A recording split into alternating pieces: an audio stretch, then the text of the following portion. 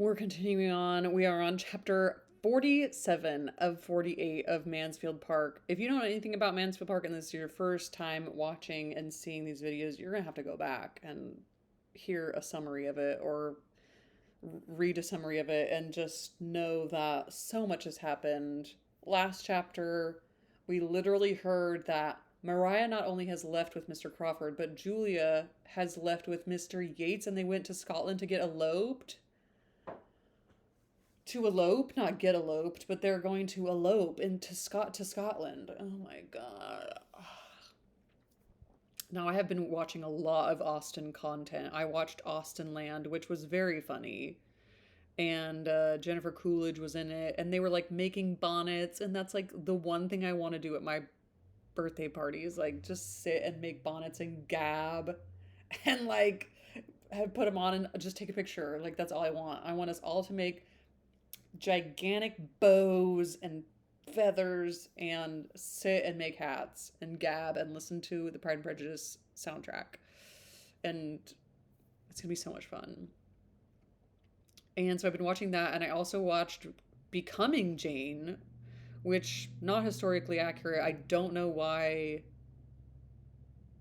Well, it's so being a celebrity is crazy, isn't it? Being a celebrity is so crazy because I was about to say like Anne Hathaway is not my favorite. I don't know her at all. I don't be knowing her. I don't know anything about her. I know that in some roles I've been like, but I'm sure she's. I mean, it's so crazy to judge people that are. Not everybody's going to be everybody's favorite. Okay, anyway, but James McAvoy's in it too. God, and they were going to elope to Scotland, and it's like Scotland and eloping is such a big thing. And I also have been watching Miss Austen from PBS, and it's just great. All these themes keep popping up, like sickness and eloping, and it's so fun. And we're about to, I mean, now Fanny is going back to Mansfield. Edmund himself, who she's in love with secretly, Edmund has come to pick them up because it's simply too much to bear. Tom is sick, and the other three kids, everybody's gone crazy except Edmund. And now they want Fanny back. They want a little peace and quiet in their lives, and so does Fanny. Chapter 47. It had been a miserable party, each of the three believing themselves most miserable. Oh, Susan, Fanny's sister, got an invite to Mansfield. She's 14. Bye, I'm going to Mansfield. Mrs. Norris, however, God, we haven't heard about her in so long. Good riddance. Mrs. Norris, however, as most attached to Maria, was really the greatest sufferer. Maria was her first favourite and dearest of all. Where'd that get you, Mrs. Norris? The match had been her own contriving, as she had been wont with such pride of heart to feel and say that this conclusion of it almost overpowered her. She was an altered creature, quieted, stupefied, indifferent to everything that passed. The being left with her sister and nephew, and all the house under her care, had been an advantage entirely thrown away. She had been unable to direct or dictate, or even fancy herself useful, which is very rare for Mrs. Norris, as we all know so far. She had been unable to... Oh, yes, self-use, yes. When really touched by affliction, her active powers had been all benumbed. My active powers have been all benumbed. And neither Lady Bertram nor Tom had received from her the smallest support or attempt at support. She had done no more for them than they had done for each other, and they had been all solitary, helpless, and forlorn alike, and now the arrival of the others only established her superiority in wretchedness. Oh my God.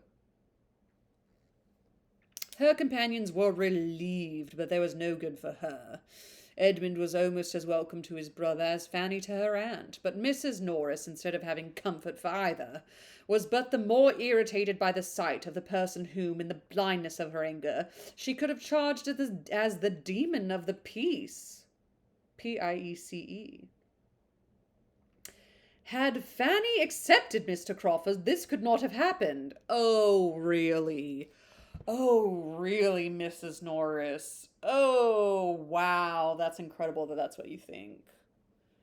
Guess what? This is going to happen either way, and it would have broken Fanny's heart. She is wretched.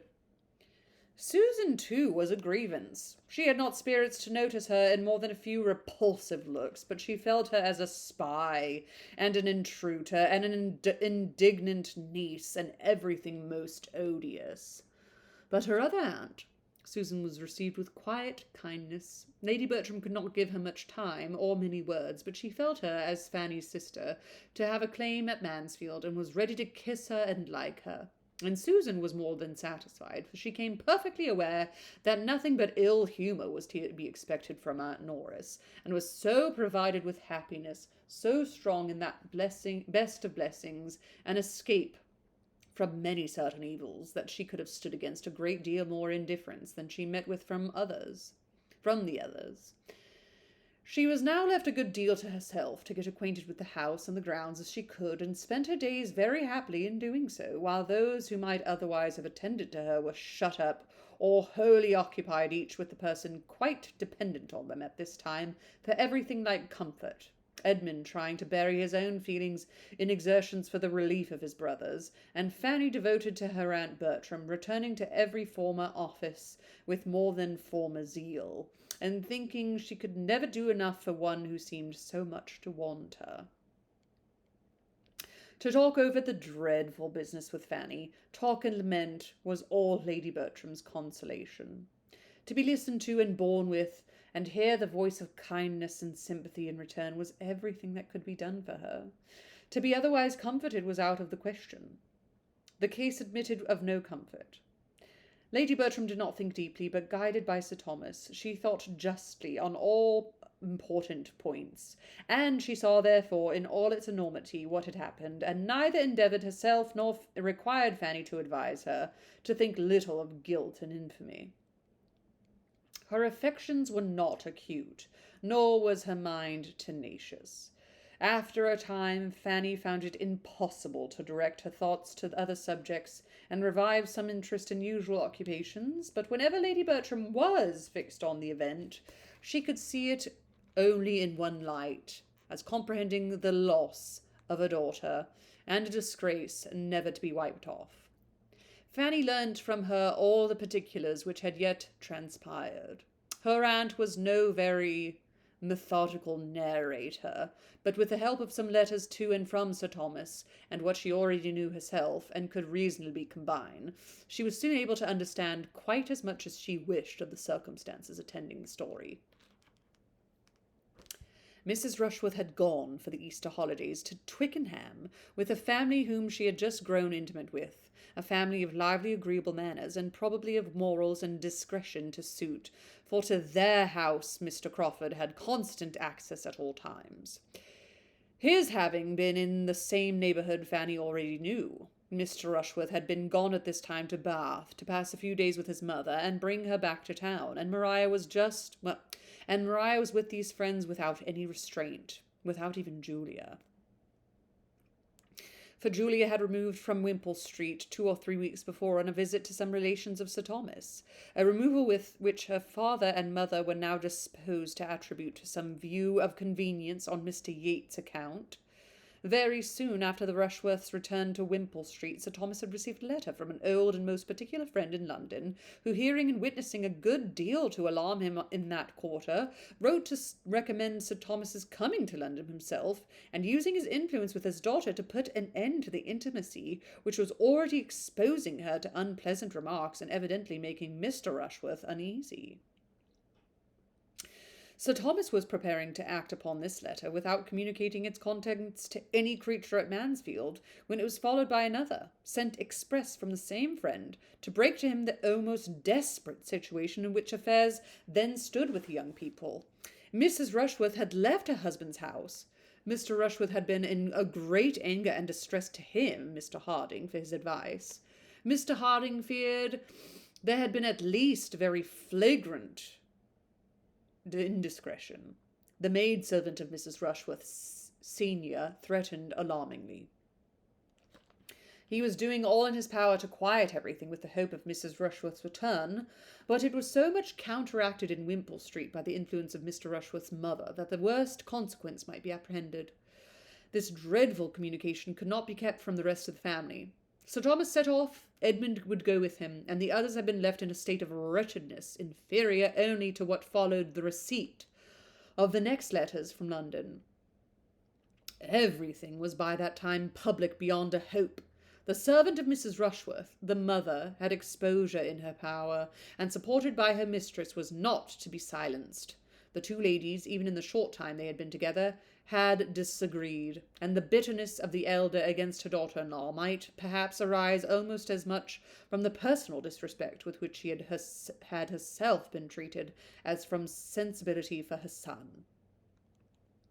However that might be, she was unmanageable, but had she been less obstinate or of less weight with her son, who was always guided by the last speaker, by the person who could get hold of and shut him up, the case would still have been hopeless, for Mrs. Rushworth did not appear again, and there was every reason to conclude her to be concealed somewhere with Mr. Crawford, who had quitted his uncle's house as for a journey on the very day of her absenting herself. Sir Thomas, however, remained yet a little longer in town, in hope of discovering and snatching her from Father Vice, though all was lost on the side of character. His present state Fanny could hardly bear to think of. There was but one of his children who was not at this time a source of misery to him. Tom's complaints had been greatly heightened by the shock of his sister's conduct, and his recovery so much thrown back by it, that even Lady Bertram had been struck by the difference, and all her alarms were regularly sent off to her husband, and Julia's elopement, the additional blow which had met him on his arrival in London, though its force had been deadened at the moment, must, she knew, be sorely felt. She saw that it was. His letters expressed how much he deplored it. Under any circumstances it would have been an unwelcome alliance, but to have it so clandestinely formed, and such a period chosen for its completion, placed Julia's feelings in a most unfavourable light, and severely aggravated the folly of her choice. He called it a bad thing, done in the worst manner, at the worst time, and though Julia was yet as more pardonable than Maria, as folly than vice, he could not but regard the step she had taken as opening the worst probabilities of a conclusion, hereafter like her sister's. Such was his opinion of the set into which she had thrown herself. Fanny felt for him most acutely. He could have no comfort but in Edmund. Every other child must be racking his heart. His displeasure against herself, she trusted, reasoning differently from Mrs. Norris, would now be done away. She should be justified. Mr. Crawford would have fully acquitted her conduct in refusing him, but this, though most material to herself, would be poor consolation to Sir Thomas. Her uncle's displeasure was terrible to her, but what could her justification or her gratitude and attachment do for him? His stay must be on Edmund alone. She was mistaken, however, in supposing that Edmund gave his father no present pain. It was of much less poignant nature than what the others excited, but Sir Thomas was considering his happiness as very deeply involved in the offence of his sister and friend, cut off by it, as he must be, from the woman whom he had been pursuing with undoubted attachment and strong probability of success, and who, in everything but this despicable brother, would have been so eligible a connection. He was aware of what Edmund must be suffering on his own behalf, in addition to all the rest when they were in town. He had seen or conjectured his feelings, and having reason to think that one interview with Miss Crawford had taken place from Edmund, which derived only increased distress, had been as anxious on that account as on others to get him out of town, and had engaged him in taking Fanny home to her aunt, with a view to his relief and benefit, no less than theirs. Fanny was not in the secret of her uncle's feelings, Sir Thomas not in the secret of Miss Crawford's character. Had he been privy to her conversations with his son, he would not have wished her to belong to him, though her £20,000 had been 40. That Edmund must be for ever divided from Miss Crawford did not admit a doubt with Fanny. Did not admit of a doubt with Fanny, and yet till she knew that she felt the same, her own conviction was insufficient. She thought he did, but she wanted to be assured of it. If he would now speak to her with the unreserve which had sometimes been too much for her before, it would be most consoling. But that, she found, was not to be. She seldom saw him, never alone. He probably avoided being alone with her. What was to be inferred? That his judgment submitted to all his own peculiar and bitter share of this family affliction, but that it was too keenly felt to be a subject of the slightest communication. This must be his state. He yielded, but it was with agonies which did not admit of speech. Long, long would it be ere Miss Crawford's name passed his lips again, or she could hope for a renewal of such confidential intercourse as had been. It was long. They reached Mansfield on Thursday, and it was not till Sunday evening that Edmund began to talk to her on the subject. Sitting with her on Sunday evening, a wet Sunday evening, the very time of all others, when, if a friend is at hand, the heart must be opened, and everything told. No one else in the room except his mother, who, after hearing an unaffecting sermon, had cried herself to sleep. It was impossible not to speak. And so, with the usual beginnings hardly to be traced as to what came first, and the usual declaration that if she would listen to him for a few minutes, he should be very brief, and certainly never tax a kindness in the same way again, she need not fear a repetition. It would be a subject prohibited entirely.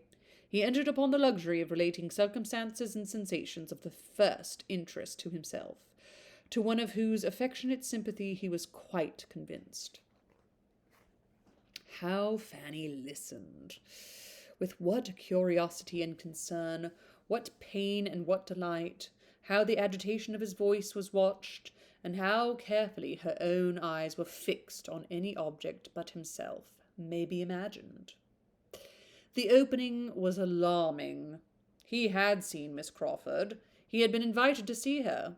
He had received a note from Lady Stornoway to beg him to call, and regarding it as what was meant to be the last interview of friendship, and investing her with all the feelings of shame and wretchedness which Crawford's sister ought to have known, he had gone to her in such a state of mind, so softened, so devoted, as made it for a few minutes impossible to Fanny's fears that it should be the last. But, as he proceeded in his story, these fears were over.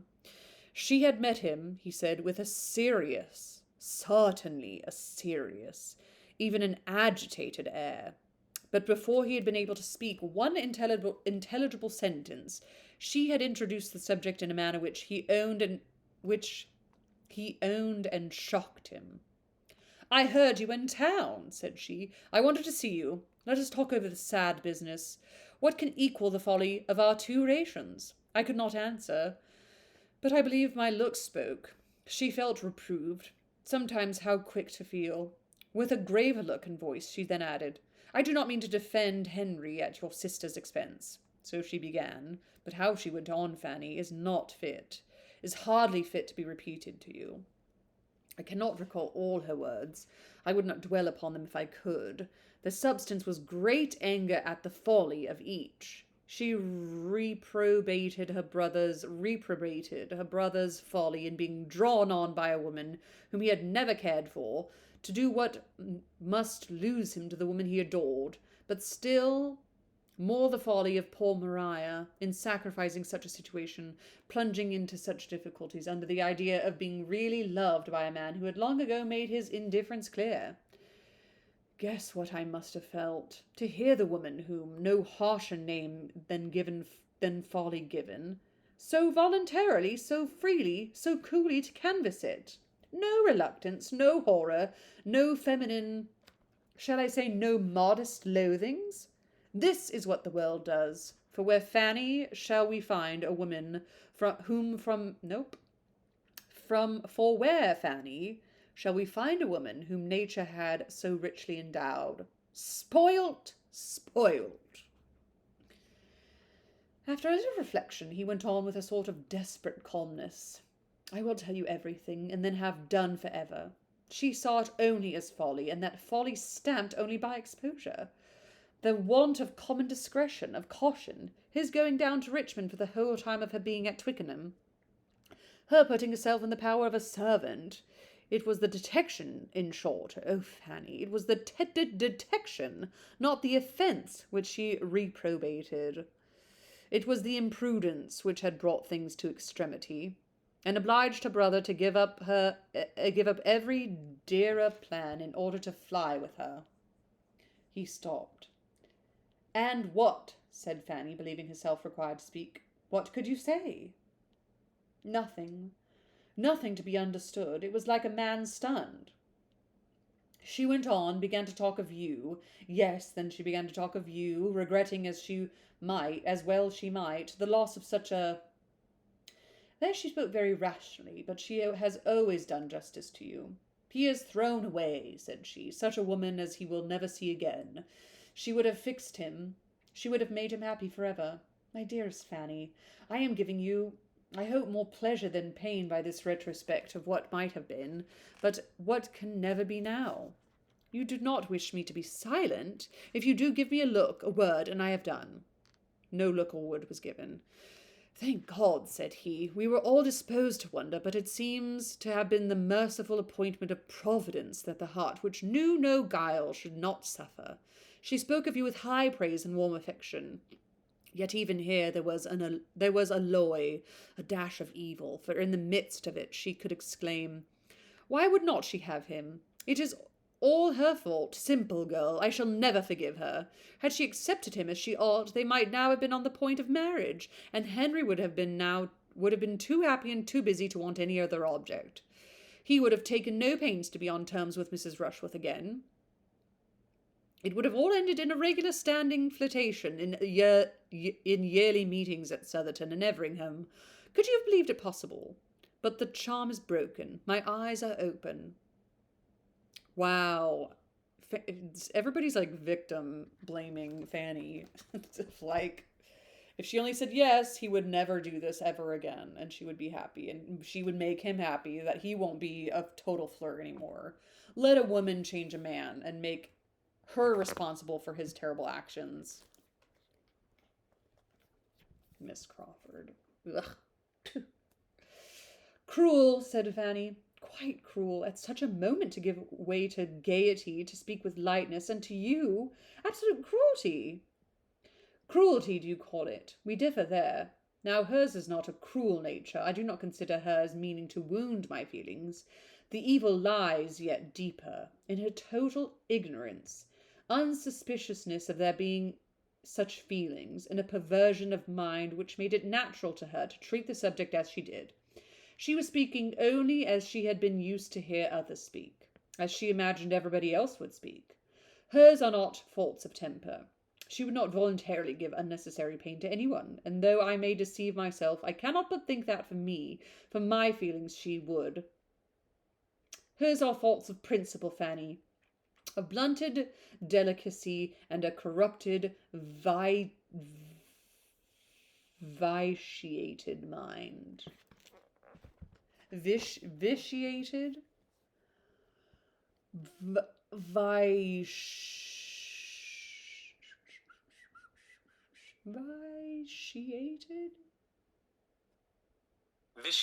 Vitiated, spoil or impair the quality or efficiency of. A vitiated mind. Perhaps it is best for me, since it leaves me so little to regret. Not so, however. Gladly I would submit to all the increased pain of losing her, rather than have to think of her as I do. I told her so. Did you? Yes, when I left her I told her so. How long were you together? 25 minutes. Well, she went on to say that what remained now to be done was to bring about a marriage between them. She spoke of it, Fanny, with a steadier voice than I can. He was obliged to pause more than once as he continued. We must persuade Henry to marry her, said she, and what with honour and the certainty of having shut himself out forever from Fanny, I do not despair of it. Fanny he must give up. I do not think that even he could now hope to succeed with one of her stamp, and therefore I hope we may find no insuperable difficulty. My influence, which is not small, shall all go that way, and when once married, properly supported by her own family, people of respectability are as they are, she may recover her footing in society to a certain degree. In some circles, we know, she would never be omitted. But with good dinners and large parties, there will always be those who will be glad of her acquaintance, and there is now undoubtedly more liberality and candour on those points than formerly. What I advise is that your father be quiet. Do not let him injure his own cause by interference. Persuade him to let things take their course. If by any officious exertions of his she is induced to leave Henry's protection, there will be much less chance of his marrying her than if she remain with him. I know how he is likely to be influenced. Let Sir Thomas trust to his honour and compassion, and it may all end well. But if he gets his daughter away, it will be destroying the chief hold. After repeating this, Edmund was so much affected that Fanny, watching him with silent but most tender concern, was almost sorry that the subject had been entered on at all. It was long before he could speak again. At last, "Now, Fanny," said he, "I shall soon have done. I have told you the substance of all that she said. As soon as I could speak, I replied that I had not supposed it possible, coming in such a state of mind into that house as I had done, that anything could occur to me, no, to make me suffer more, but that she had been inflicting deeper wounds in almost every sentence. That though I had, in the course of our acquaintance, been often sensible of some difference in our opinions, on points, too, of some moment, it had not entered my imagination to conceive the difference could be such as she had now proved it. That the manner in which she treated the dreadful crime committed by her brother and my sister, with whom lay the greater seduction, I pretended not to say. But the manner in which she spoke of the crime itself, giving it every reproach but the right, considering its ill consequence only as they would be to be brave or overborne by a defiance of decency and imprudence and wrong, and last of all, and above all, recommending to us a compliance, a compromise, an acquiescence in the continuance of the sin, on the chance of a marriage with, thinking as I now thought of her brother, should rather be prevented than sought.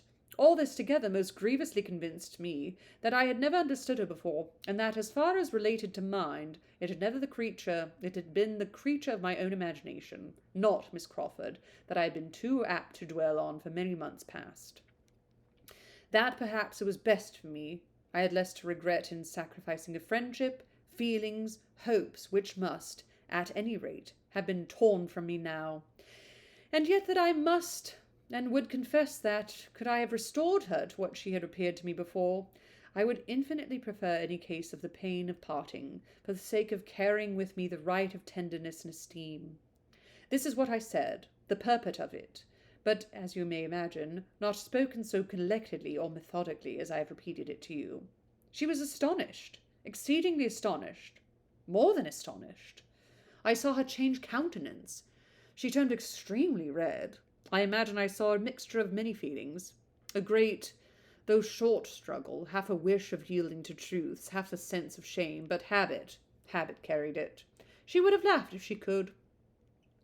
It was a sort of laugh as she answered, "A pretty good lecture, upon my word. Was it a part of your last sermon? At this rate you will soon reform everybody at Mansfield and Thornton Lacey, and when I hear of you next, it may be as a celebrated preacher, and in some great society of Methodists, or as a missionary into foreign parts." She tried to speak carelessly, but she was not so careless as she wanted to appear. I only said in reply that from my heart I wished her well, and earnestly hoped that she might soon learn to think more justly, and not owe the most valuable knowledge we could any of us acquire, the knowledge of ourselves and of our duty, to the lessons of affliction, and immediately left the room. I had gone a few steps, Fanny, when I heard the door open behind me. "Mr. Bertram," said she. I looked back. "Mr. Bertram," said she, with a smile, but it was a smile ill-suited to the conversation that had passed, a saucy, playful smile, seeming to invite in order to subdue me. At least it appeared so to me. I resisted. It was the impulse of the moment to resist, and still walked on. I have since sometimes for a moment regretted that I do not go back, but I know I was right, and such has been the end of our acquaintance. And what an acquaintance has it been! How I have been deceived, equally in brother and sister deceived. I thank you for your patience, Fanny. This has been the greatest relief, and now we will have done. And such was Fanny's dependence on his words that for 5 minutes she thought they had done. Then, however, it all came on again, and something very like it, and nothing less than Lady Bertram's rousing thoroughly up could really close such a conversation. Till that happened, they continued to talk of Miss Crawford alone, and how she had attached him, and how delightful nature had made her, and how excellent she would have been had she fallen into good hands earlier. Fanny, now at liberty to speak openly, felt more than justified in adding to his knowledge of her real character by some hint of what share his brother's state of health might be supposed to have in her wish for a complete reconciliation. This was not an agreeable intimation. Nature resisted it for a while. It would have been a vast deal pleasanter to have had her more disinterested in her attachment, but his vanity was not of a strength to fight long against reason. He submitted to believe that Tom's illness had influenced her, only reserving for himself this consoling thought that, considering the many counteractions of opposing habits, she had certainly been more attached to him than could have been expected, and for his sake been more near doing right. Fanny thought exactly the same, and they were also quite agreed in their opinion of the lasting effect, the indelible impression, which such a disappointment must make on his mind. Time would undoubtedly abate somewhat of his sufferings, but still it was a sort of thing which he never could get entirely the better of. And as to his ever meeting with any other woman who could, it was too impossible to be named without indignation. Fanny's friendship was all that he had to cling to.